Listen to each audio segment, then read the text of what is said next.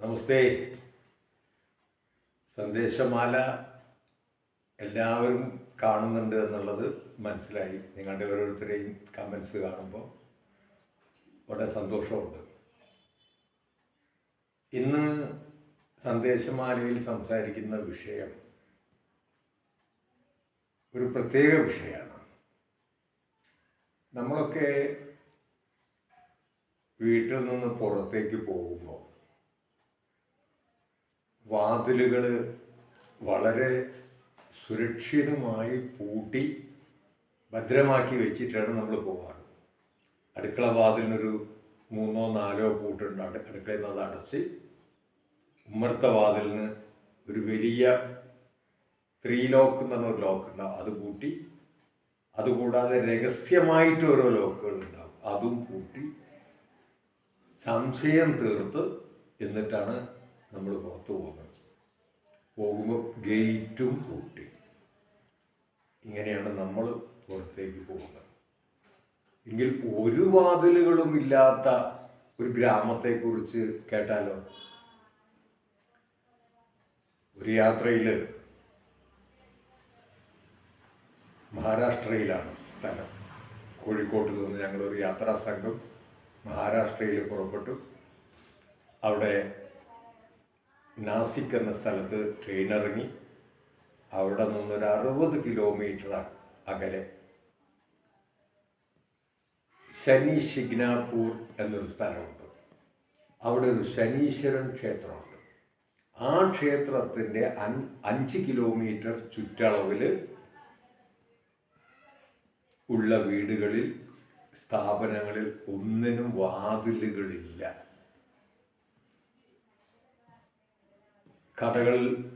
ഒരു കടകൾക്കും ഷട്ടറുകൾ ഉണ്ടാവില്ല. അതുപോലെ ബാങ്ക്, മറ്റു ഓഫീസ് സ്ഥാപനങ്ങൾ, ഇതിനൊന്നും വാതിലുകളില്ല. അവിടുത്തെ വീടുകൾക്കും വാതിലുകളില്ല. അപ്പം അത് കാണാനുള്ള ആഗ്രഹം മനസ്സിൽ കടന്നിട്ട് ഇങ്ങനെ ഉരുങ്ങിക്കളിക്കുക. അതുകൊണ്ട് ഒരു 50 കിലോമീറ്റർ 60 കിലോമീറ്റർ അപ്പുറത്ത് നാസിക്കിൽ നിന്ന് പോയി ആ ക്ഷേത്രത്തിനടുത്ത് വാഹനം ഇറങ്ങി. അവിടേക്ക് എത്തുന്തോറും ഓരോ കടകളും നിരീക്ഷിച്ചു കൊണ്ടേയിരുന്നു. വാതിലുണ്ടോ? നമ്മുടെ സംശയം.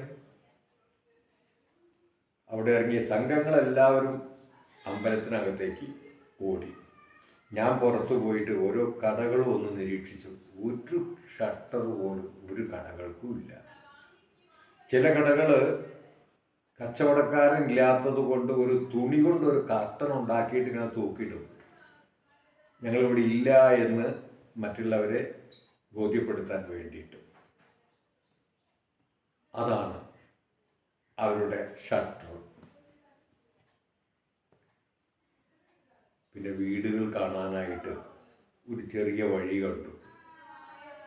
അതിലേ അങ്ങോട്ട് ഇറങ്ങി ഓട്ടോറിക്ഷകളൊക്കെ പോകുന്ന ഒരു വഴിയാണ്. അതിലും അങ്ങോട്ട് ഇറങ്ങി ഒരു 3-4 വീടുകൾ കണ്ടു. ആ വീടുകൾക്കൊക്കെ നമ്മൾ കൊടുത്തതുപോലെ അടുപ്പ് കല്ല് കൂട്ടി വെച്ചതുപോലെയല്ല വീടുകൾ. അവിടെ ഒരു 10 സെൻറ്റ് 12 സെൻറ്റ് 8 സെൻറ്റ് അങ്ങനെയുള്ള ഓരോ വീടുകൾ. കുറേ കൂടി അങ്ങോട്ട് പോയപ്പോൾ 2 സ്ത്രീകൾ ഒരു വീടിൻ്റെ ഉമ്മറത്തിരുന്നിട്ട് അവരെന്തോ പണി ചെയ്തുകൊണ്ടിരിക്കുകയാണ്. വിളക്കിൻ്റെ തിരികൾ ഇങ്ങനെ കട്ട് ചെയ്ത് റബ്ബർ ബാൻഡ് ഇട്ടിട്ട് ഇങ്ങനെ വെക്കുന്നു. അവിടേക്ക് ചെന്നതും അവരുടെ ആതിഥ്യ മര്യാദ ഒന്നൊന്ന് വേറെ തന്നെയാണ്.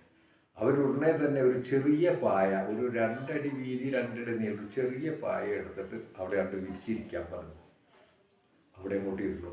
ഒരു മൊന്ത എടുത്ത് പോയി, അവിടെ കിണറുണ്ട്, പാളയിൽ വെള്ളം പോയി കുടിക്കാൻ തന്നു. ഇതൊന്നും നമ്മൾ ചോദിച്ചിട്ടല്ല, തന്നു. അപ്പം എവിടുന്നാണ് എന്താണെന്നൊക്കെ അവർ ചോദിച്ചു. അവർ ഹിന്ദിയിലാണ് ചോദിക്കുന്നത്. നമുക്കറിയാവുന്ന ഹിന്ദി, കുറച്ചു കാലം സർക്കസിലുള്ളത് കൊണ്ട് കുറച്ച് ഹിന്ദി പഠിച്ചു തന്നു. അത് ഉപകാരപ്രദമായി. ആ അറിയാവുന്ന ഹിന്ദിയിൽ ഞാൻ മറുപടി പറഞ്ഞു. ഞാൻ വന്നത് വാതിലുകളില്ലാത്ത വീടുകളെക്കുറിച്ച് കേട്ടപ്പോൾ അതൊന്ന് കാണാൻ വന്നതാണ്. അവരൊന്ന് ചിരിച്ചു.